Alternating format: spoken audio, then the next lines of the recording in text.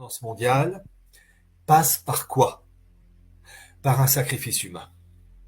D'abord, un chaos généralisé, une guerre civile qui va arriver du fait de l'effondrement économique en cours qui a commencé en fait dès 2008, les Lehman Brothers et compagnie. Simplement, ça a été, vous savez, c'est comme les personnes atteintes d'un cancer, on arrive à les prolonger X années alors qu'il y a 50 ans de ça, au bout de 6 mois, on n'en parlait plus.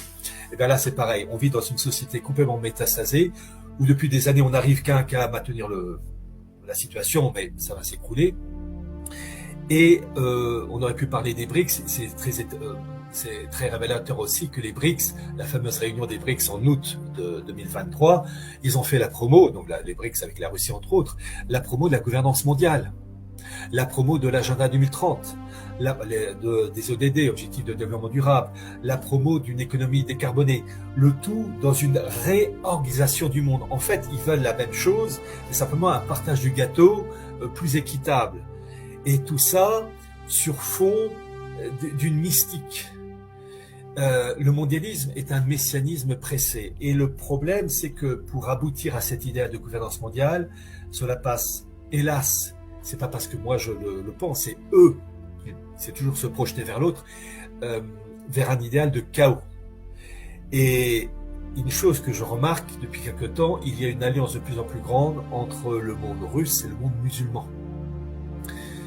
Et à mon avis, il y aura des conséquences pour l'Occident, d'autant plus que l'affaire ukrainienne a vidé les arsenaux, les réserves militaires en matériel du monde occidental. L'Occident est à poil. Et on peut se dire que ça peut donner des envies à la partie de l'Est de peut-être faire une petite balade prolongée au-delà de l'Ukraine. À la partie de l'Est de peut-être faire une petite balade prolongée au-delà de l'Ukraine.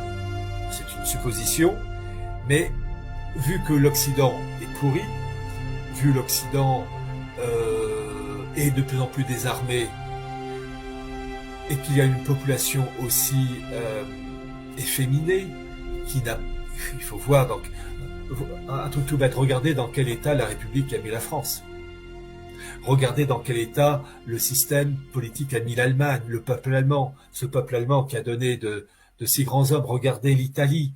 C'est ça qui est frappant, il y a une dégénérescence complète. Eh bien, il y a des moments, je me dis que la partie orientale risque peut-être de profiter de cet effondrement pour nous bouffer.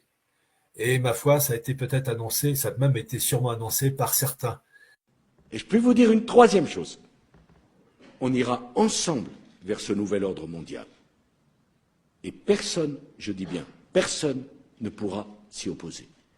Car à travers le monde, les forces au service du changement sont considérablement plus fortes que les conservatismes et les immobilismes.